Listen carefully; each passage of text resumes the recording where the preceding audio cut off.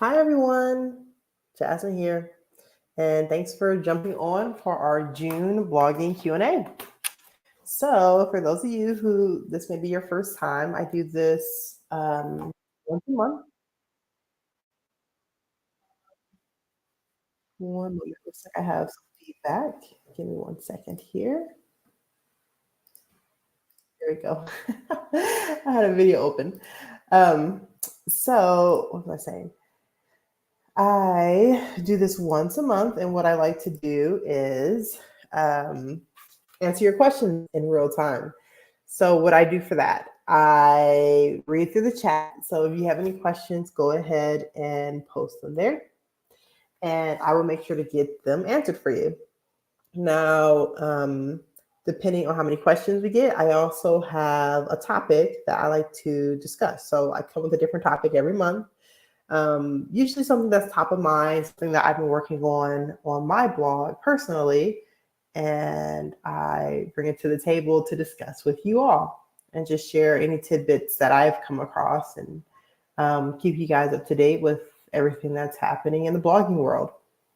So welcome. Thanks for joining. I like to get started by doing a little intro about myself. I'm Jasmine. Hi.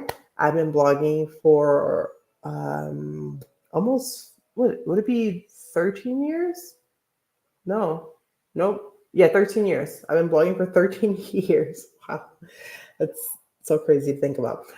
Yeah, so I've been blogging for 13 years, and I have two blogs. My first is missnomag.com. It's a lifestyle blog for millennial women. And then I have a second blog called Blogging Money Life. And that blog is about traveling, specifically about me traveling to Costa Rica. I'm a US citizen, but I spend most of the year in sunny Costa Rica. And those are my two blogs. For Blogging Money Life, not only do I talk about travel in Costa Rica, but I also give blogging tips. So that's what the majority of our YouTube channel is about in regard to which you're watching this on right now. So we talk about blogging tips and traveling to Costa Rica. Those are my two blogs. I've learned a lot over the years, and I like to, I thoroughly enjoy blogging. So I do this every month to answer any questions and honestly just to have more of a dialogue with other bloggers who enjoy it too. So I like to start off by talking through what my topic is for today. So I think the big thing that everyone's been talking about lately for the last few months now is all the Google changes. For those of you who don't know, Google has had multiple algorithm changes over the last couple of years. And a lot of those changes have not benefited many bloggers, and to the point where I'm seeing a lot of people who are just dropping from blogging altogether because they're not getting a lot of organic traffic like they were before the Google algorithm changes. And I think for a lot of bloggers, it's just trying to get back to net zero. Like we're getting back to where we were when we were like doing well, and we wanted to make sure that we were continuing to grow as far as like getting our traffic, especially organic traffic, because the thing about organic traffic is it's great for affiliate sales because you're getting the people who are looking for what you're promoting. They search for it and they're going to your blog because you're exactly what they're looking for, which I find is a lot more powerful than getting traffic, let's say from Instagram or Facebook, because those are people who went to Instagram and Facebook because they're scrolling content. And sometimes it's hard to get them off of that platform to your blog. I'm not saying it's impossible, but those people aren't specifically looking for the content that you're providing on your blog. They're looking for content that they can find on those social media channels. So that's what's nice about getting organic traffic, whether it be from Google, Bing, or even Pinterest. Those are all different search engines where people go to search for things. So with that said, I have had some positive news when it comes to my blog. I saw a pretty good spike in traffic over the last week. And this has been a long time coming. I've spent the last few months, as many of you may know, I signed up for a couple of SEO courses based on some people who I think are pretty reputable in this space, and just doing some of the things that they said that I should be doing to get my traffic up, and my traffic doubled literally overnight. And the thing about SEO is like you can apply and do all these different things to your website and you're not going to see anything for a while. So I'm attributing the traffic spike that I saw this week, not to anything that I did this week in particular, but to the things I've been doing to my blogs over the last couple of months. So that's what I wanted to share with you guys today. I wanted to share some of the key things that, the key changes I've been making on my site that I think has made an impact in me getting more organic traffic, even with all the changes and the overall just horribleness with Google lately. So that's my topic today. I'm going to share it with y'all. Before I get into that, I just want to remind you, if you have any questions, feel free to post them in the chat and I'll make sure to get answers to you guys in real time for that. Okay, so without further ado, I'm going to go ahead and get started. All right, so I want to talk through I did on my blog to get a traffic spike. One of the first things I did, many of you may have heard that one of the plugins that you want to have on your blog is Yoast SEO. And it's a great plugin. I've had it for years, but there are better plugins now. So I ditched Yoast and I signed up for Rank Math. And Rank Math is like Yoast SEO on steroids. It is a wonderful tool in regard to making sure that each post that you create is searchable by Google, and it does a number of other things too.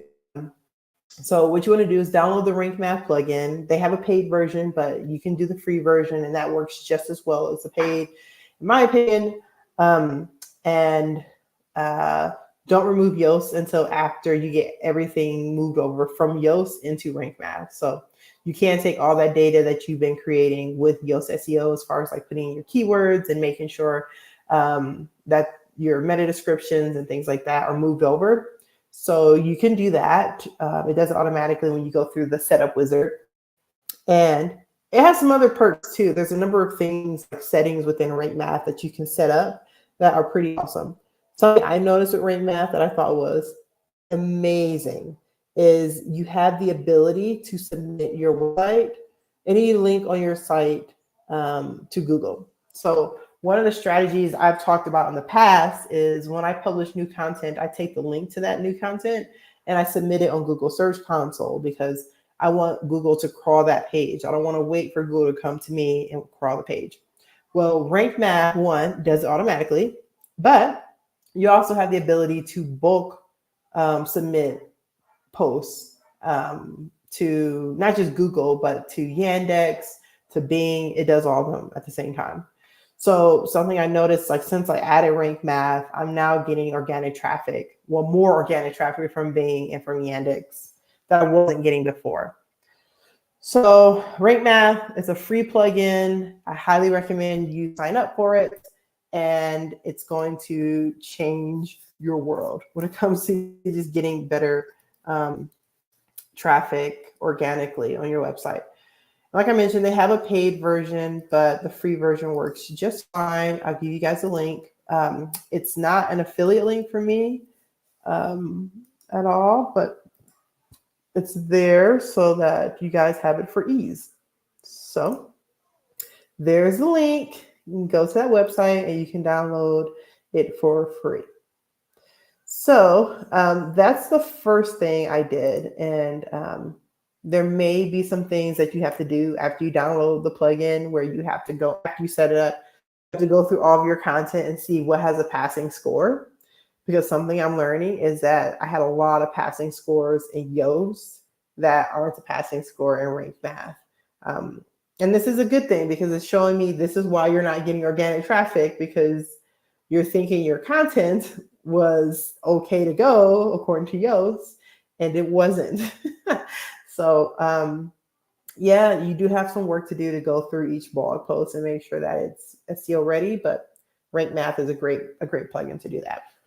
This was a tip I picked up from Nina Clapperton, by the way, because I'm taking her SEO course, and it was pretty good. So that was the first thing that was pretty important as far as like building my organic traffic. The second thing I did was set up author pages. So when I say set up an author page, when you're on a blog post on your website, it should say who wrote the content, and you should be able to see an author bio for them. You should be able to click on their name, and it takes you to a page that tells you a little bit about them and lists out the content that they've created.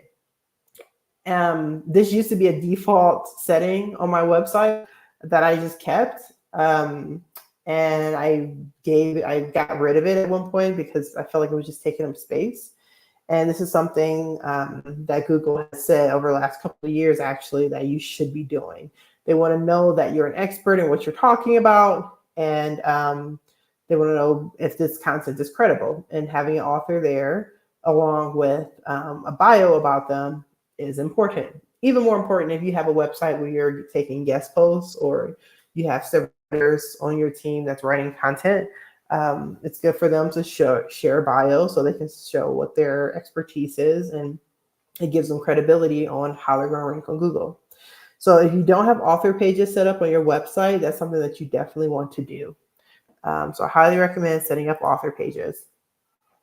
The big one, and this is a big one because there's a lot of elements that fall into this, and I'm going to go into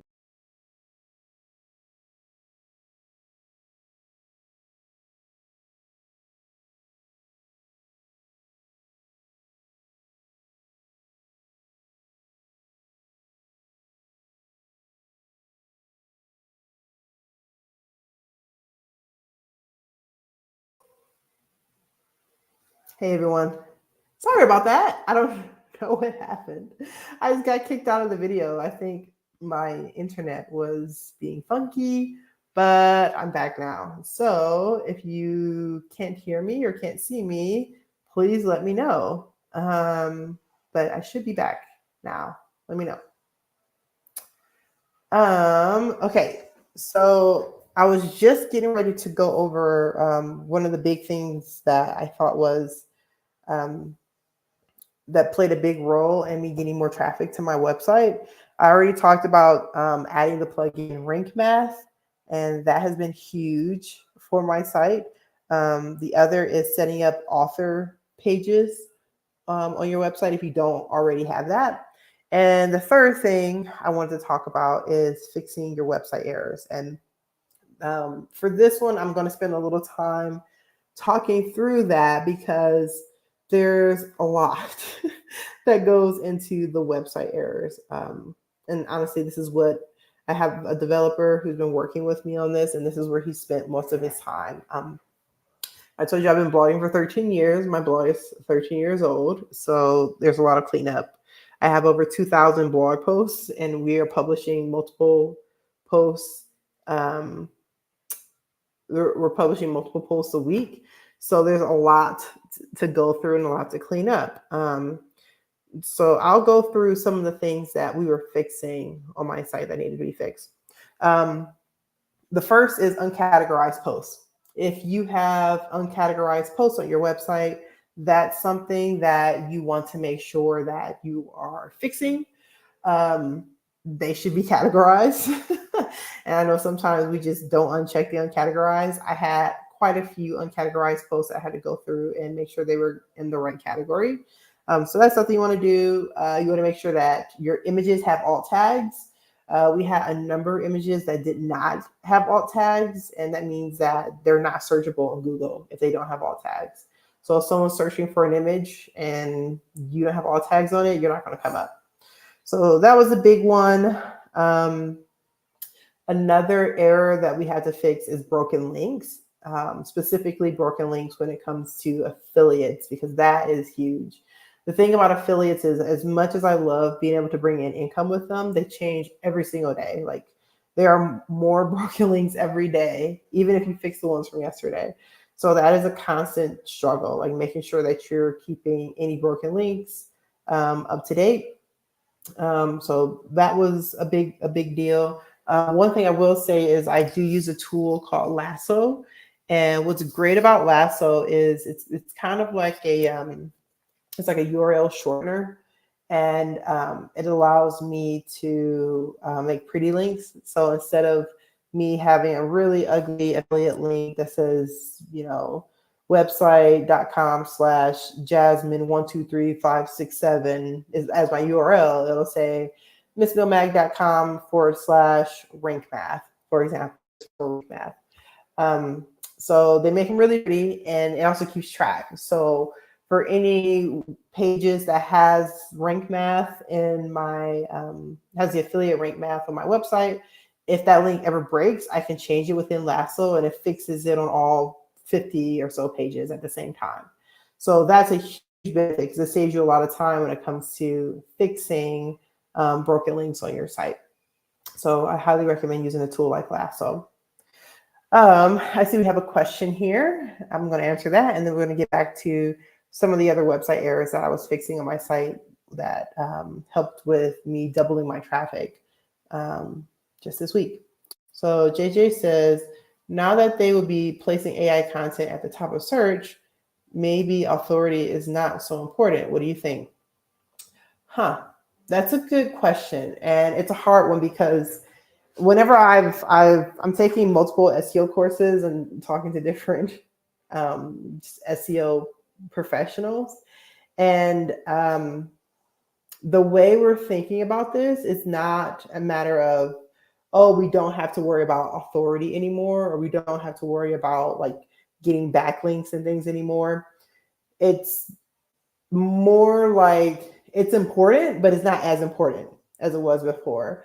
So the way it's been described to me is the first thing you want to do is make sure that you're focusing on creating content that people want, as opposed to creating content that you can rank for because it's a good keyword. So, think through your niche, think through your audience, what type of questions are they asking, and develop content that way. And of course, like still try to find relevant places that you want to share your content on, so that you build that credibility. But yeah, I agree with you. I don't think that authority is not as important as it is, but I think it's still important. I'm also not sure about AI content being at the top of search.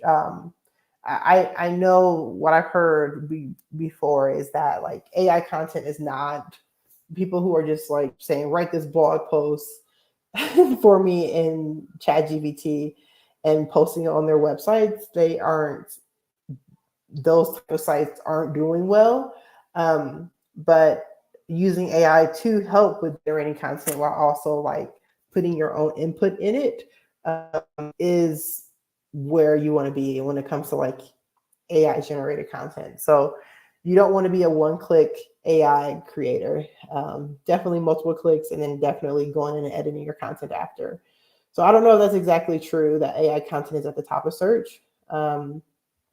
But AI is definitely playing a role in like people developing their content.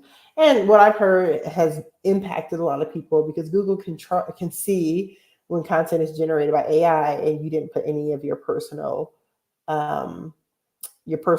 into that content. So it's a good question. I think it's a good discussion. And the reality is that no one really knows what Google is looking for. I know that there were some Google leaks a few weeks ago. And we talked about that last month when it came to the blogging Q&A to figure out like what is going on over there, and what have they been telling us, and is it true? And we learned that a lot of it wasn't. A lot of it wasn't true. Some of the things they were telling us, and some things are. Some of them were pretty common sense actually, but yeah, we still don't know.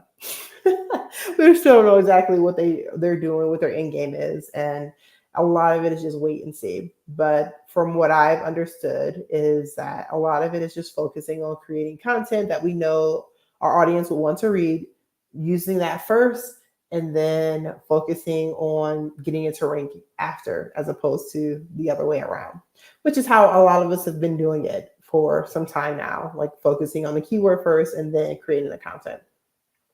So that's a really good question. Thanks, JJ.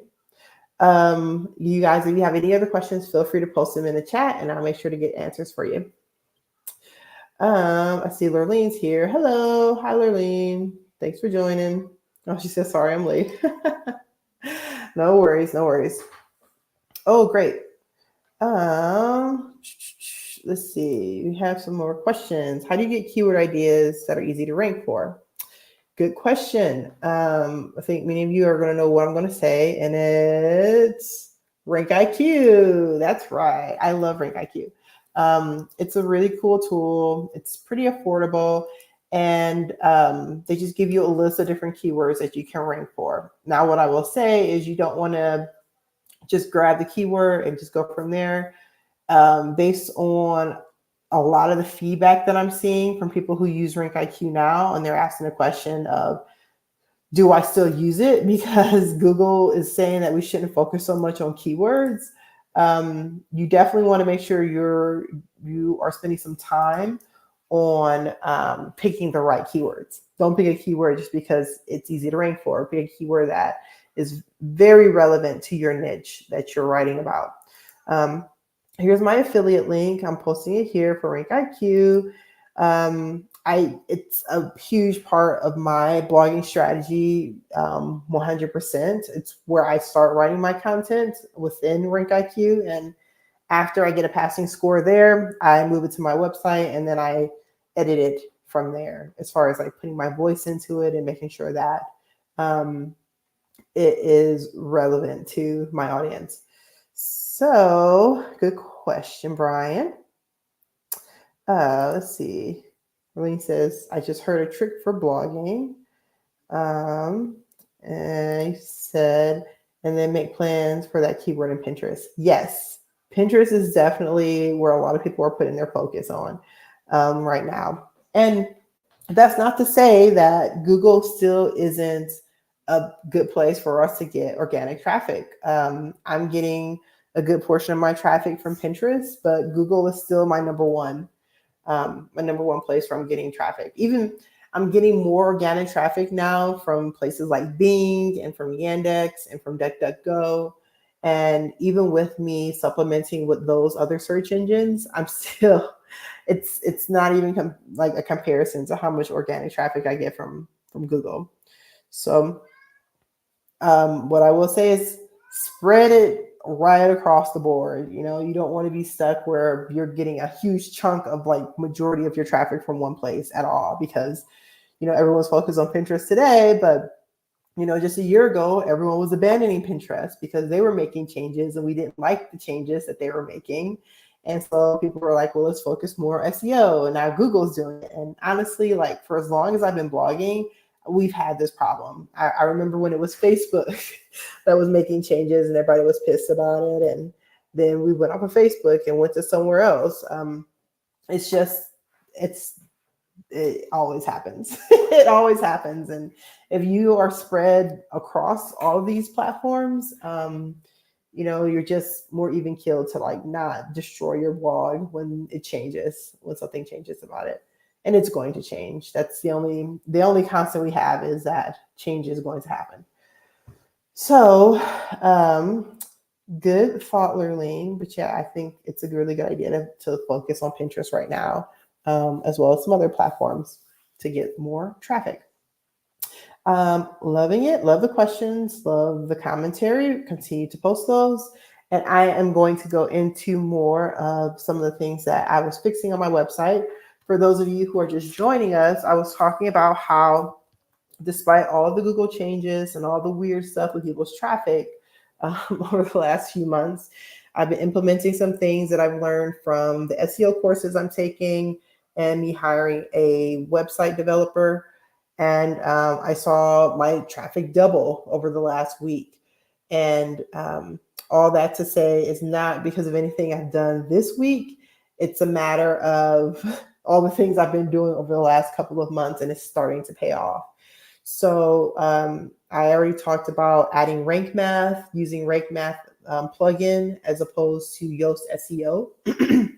And that's played a big impact in me ranking on platforms like Bing and Yandex, and automatically submitting links to my blog posts to those search consoles, so I don't have to do it manually. So Rank Math is great for that. Setting up author pages, if you don't have that already on your website, that's important because it goes with the EEAT, making sure that your content shows your expertise. So you want to have the author, and your author profile should showcase what your knowledge is and why you're credible to write about the topics that you're writing about. So that's important. And I just talked about fixing website errors. And so far, I've only talked about any blog posts that you have that are uncategorized, making sure that they are categorized. So that's been one that took some time to do. I talked about making sure you have alt tags on your images, because if you don't have those are all not coming up in search at all. So make sure you're adding alt tags to your pictures. And then I also talked about broken links on your website, specifically for your affiliate links, because not only is it not a good experience for people to click on links on your website and go nowhere or go to a 404 page, but that also means that if people are clicking on your affiliate links and they're not going anywhere, that's money that you're not making.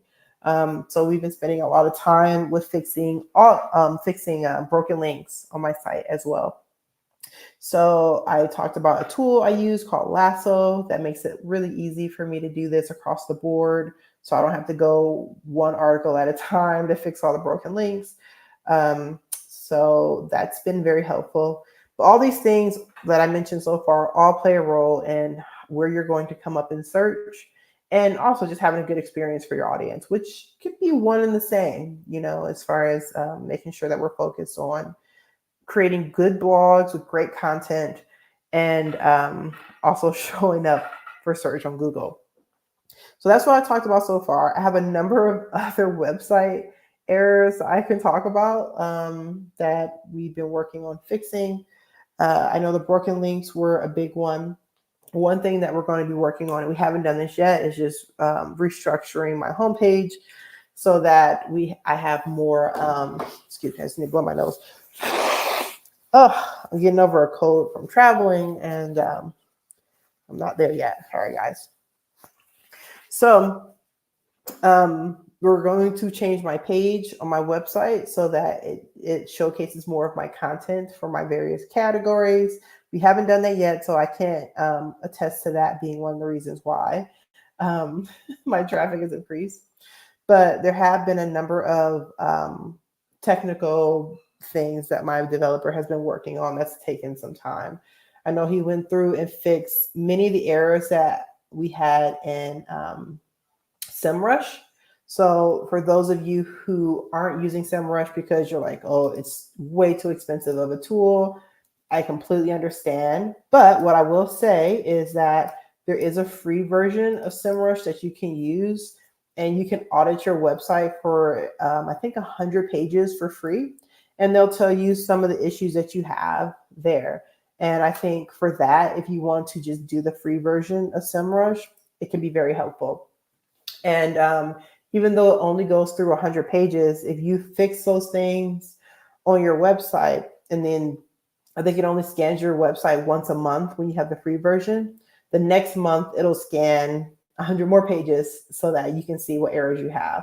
So you can still use the free version of SEMrush and still be able to fix errors on your website without having to worry about paying a fortune for the tool.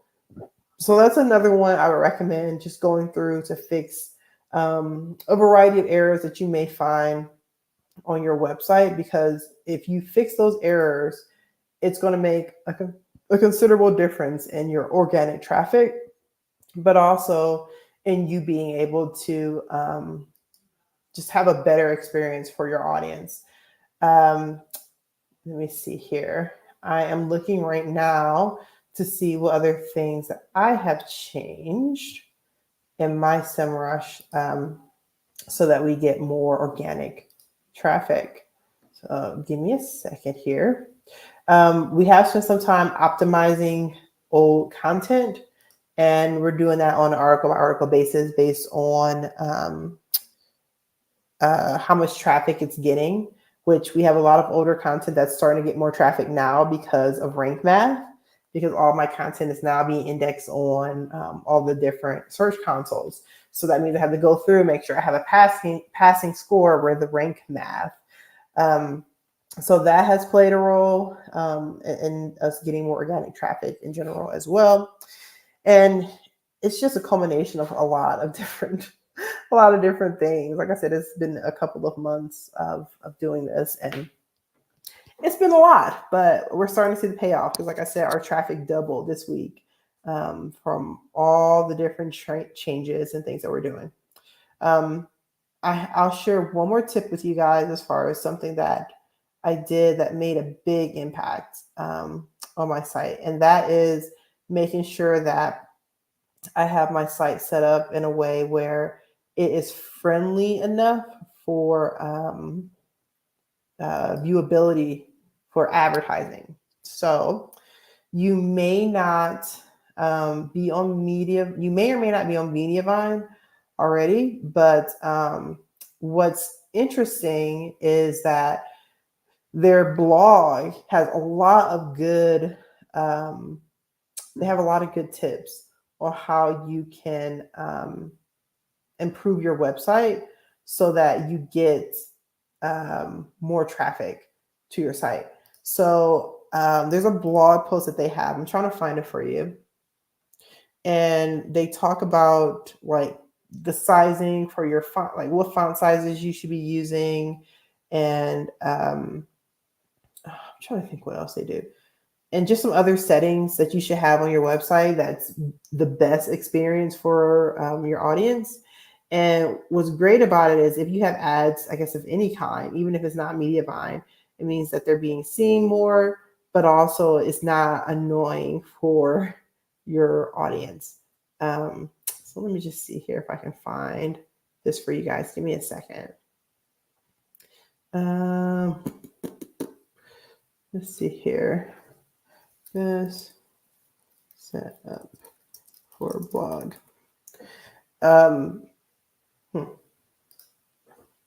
Traffic. 1 minute here. So yeah, they have a whole Mediavine University. How to increase traffic to old posts. Yeah. Lots of stuff here. So here, I'm going to just share this article, but like feel free to go down the rabbit hole because Mediavine has some amazing tips on how to grow your blog if you don't follow them already. But yeah, that's another one that they have some really good information that you can use on growing your blog. And I know that me and my developer, we were both reading Mediavine articles and like going step by step on how to change things so we can improve my traffic. So I'm going to move on to some of the questions I see here. Really, how do we find high-ranking keywords on Pinterest? Is there software for that? That's a good question, Lurleen. So yes, there is. And I'll tell you one that I've used in the past. And I've used it a little bit for Pinterest, but I used it more so for Google, but it works for both. So one that I use is called, 1 second, let me remember what it's called. Oh, Keywords Everywhere. So Keywords Everywhere, it's a pretty cool tool, and it works as a Chrome extension, and you use it when you're doing a search. So if I do a search for a certain keyword, for example, on Google that I want to rank for, it'll give me some data on the right side to say like this many people are searching for this. Here's the competition for this keyword. And you just want to make sure you're in between a certain number. Now, it's something you do have to pay for, and you pay for credits, but it's super affordable. And let's see here. So you can get 400,000 credits a year, and a credit is like one search. So you get 400,000 credits a year for $6 a month with keywords everywhere. So here, I'll give you a link to their subscriptions. And like I said, it works for Google Search Console, Google Search, but also works on Pinterest. So that's a good tool to use for Pinterest keywords. But if you want to do something for free, like what I've done in the past is if you ever search on Pinterest, they'll start showing you related keywords for what you're searching for automatically. And then if you go to trends, Pinterest trends, that's probably the best place to go when you're trying to figure out what keywords to look for Pinterest. Because the trends change from month to month for Pinterest and what people are searching for. And what I like about it too is they do a good job of showing like what, based on what you've pinned before and what has done well, what trends they're going to show for you. So let me just share my screen really quick. I'll show you what this looks like for those of you who haven't checked it out. But the whole trends part of Pinterest was created just so that people can do more of the keyword research and figure out what to be pinning, what they should be pinning on Pinterest. Hold on, let me share my screen. There we go. All right, so you should be able to see my screen now. This is Pinterest Trends, and you just go to trends.pinterest.com to look at it. And you can search for a keyword that may be trending on Pinterest, so you can do that for whatever. But it's already showing me some of the top trends they think that I would be interested in based on things I've shared before. So we have a number of different articles we've written about nails and nail polish. So they're showing me things about that. Same with shopping, same with gifts, fashion. So they're showing me like things they think I would be interested in based on things that we've already pinned before. And then they're looking at trends in the United States. Of course, I can change this for different things. But keywords, date night beauty.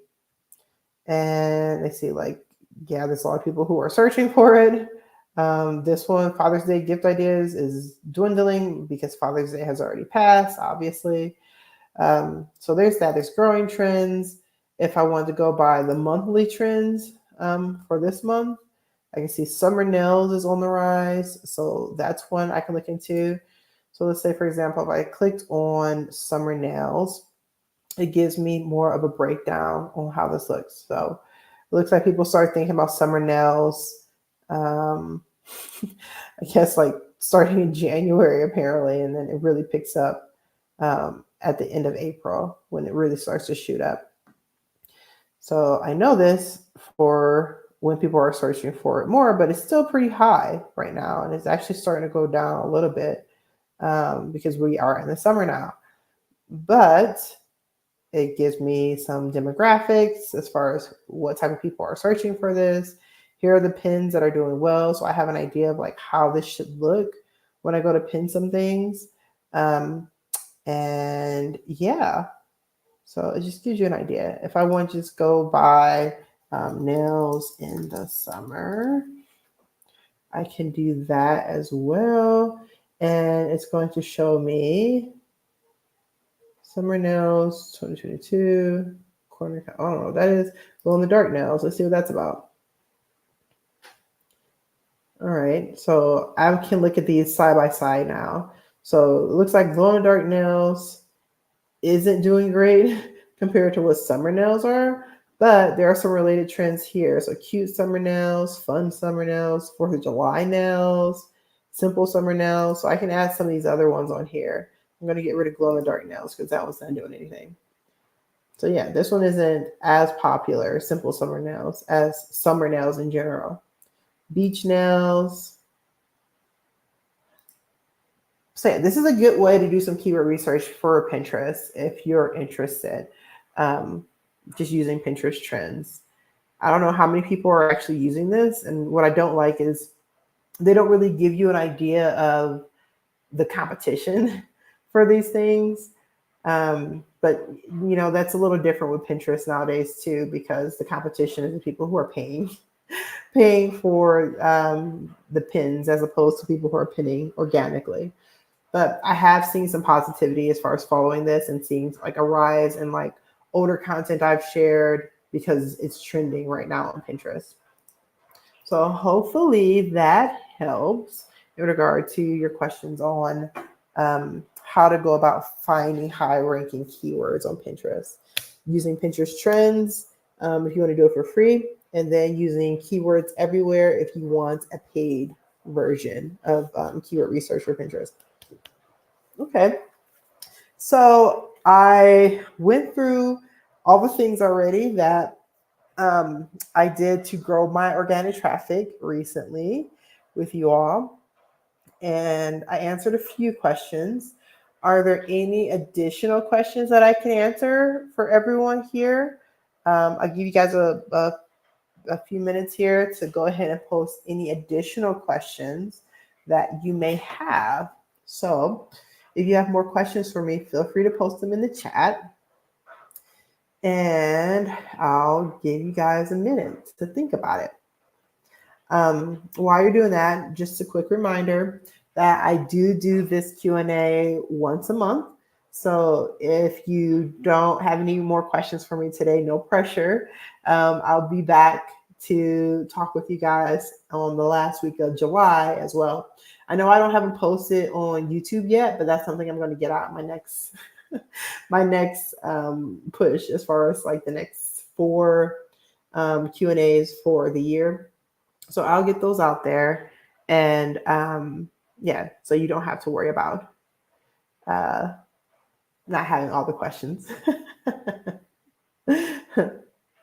Lurleen says, I guess I would keep Rank IQ since it helps. It seems to help us a little. Yeah. Yeah, I say keep it for now. I think Rank IQ has its place. We just have to think differently about how we create content. So yeah, I still have Rank IQ. I'm still using it. I'm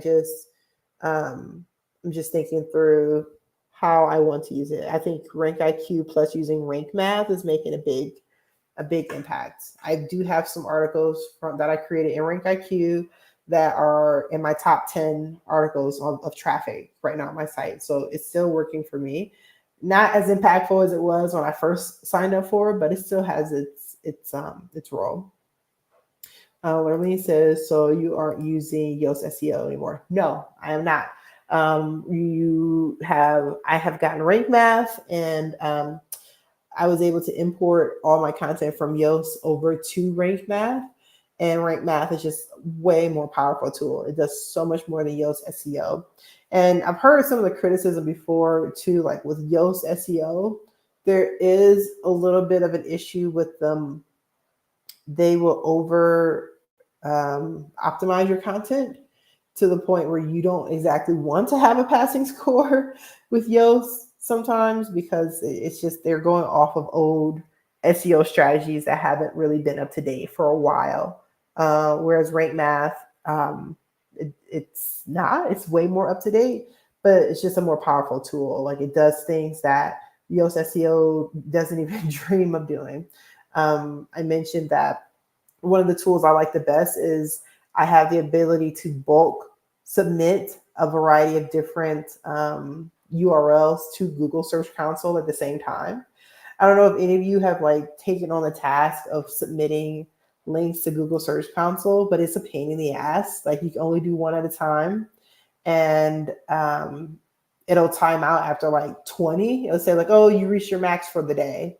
And it's not just like, the day. It's you got to wait 24 hours before you can submit anymore.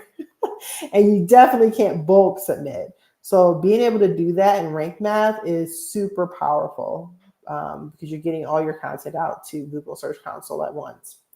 So yeah, that's just one tool. It has a lot more that I can do, and I'm pretty impressed with it, honestly, as far as like how powerful it is. So yeah, I use Rank Math. I have the paid version, but they have a free version that works pretty good as well.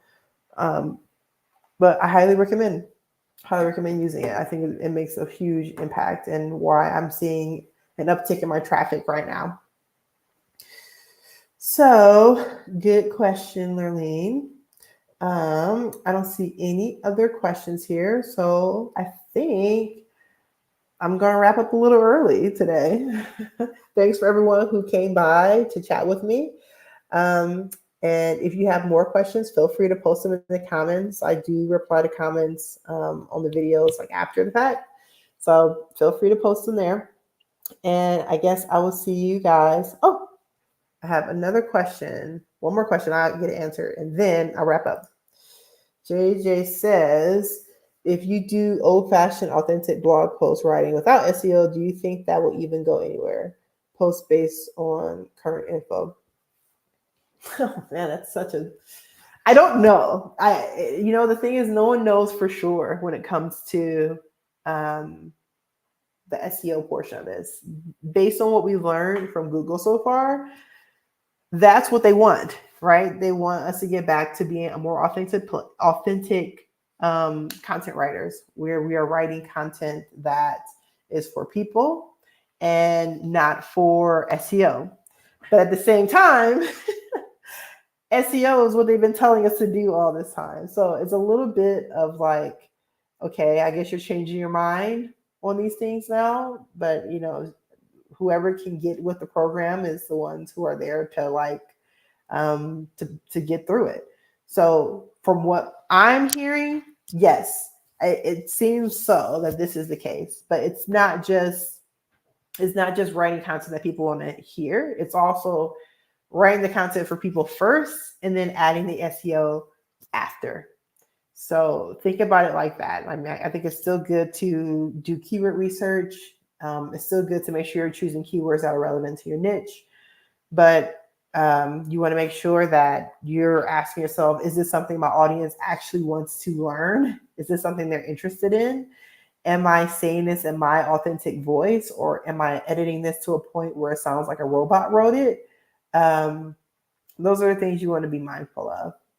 Write as if you're writing to a friend as opposed to writing for Google. So I think that's the message behind it all. And it's not a like, just do this and this thing will happen anymore. It's a little bit more complex now. But I think that's a really good question, JJ. Thanks so much for asking that. Okay, I think that's it for real this time. Great session, guys. Thanks so much for coming by. I will see you guys at the end of July. And yeah, I'm looking forward to seeing all your questions then too. All right, have a good evening. Bye.